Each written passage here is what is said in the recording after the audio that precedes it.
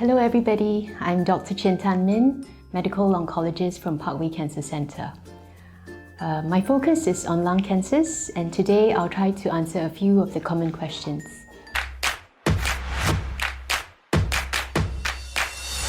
The first, who gets lung cancer the most? I would say that the majority of lung cancers is caused by smoking. Smoking is one of the more common factors to cause lung cancer, and therefore smokers get lung cancer the most.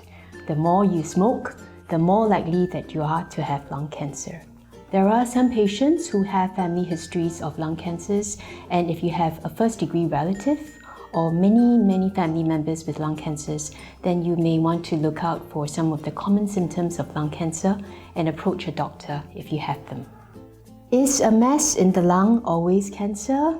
I would say not always, but if you do have a mass in the lung, it is likely that it may be cancer. Most of the lung cancers are diagnosed when patients present with masses on X-rays, on CT scans, and we will need a biopsy to prove the lung cancer diagnosis. Now, the next question is, does exercise help prevent lung cancer? So there is no definite proof that if you exercise a lot, you are at a lower risk of lung cancer.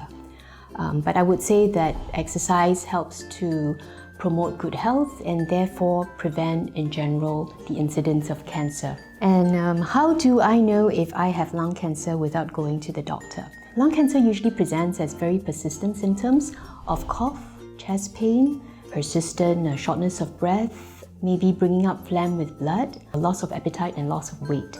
So if you have any of those symptoms and it's not getting better, then I would suggest that you go see a doctor so that the doctor can advise on more scans and more X-rays to help you. Can lung cancer be cured? Increasingly, yes. Now, if you detect lung cancer at an early stage, stage 1 and stage 2 cancers are usually confined within the lung. There is a better chance that the surgeon is able to take out the cancer. We hope that by taking out the cancer, the lung cancer can be cured. Now, even in more advanced stages, such as stage 3 lung cancer, we're using a combination of treatment these days. We use chemo, radiation, sometimes followed by immunotherapy, and these patients have a much better chance of survival compared to before. The third class of drugs that we use commonly these days is immunotherapy. Immunotherapy works very differently from chemotherapy and targeted therapy. It uses the patient's own immune system to try to control the cancer and the tumor. Very often it's well tolerated.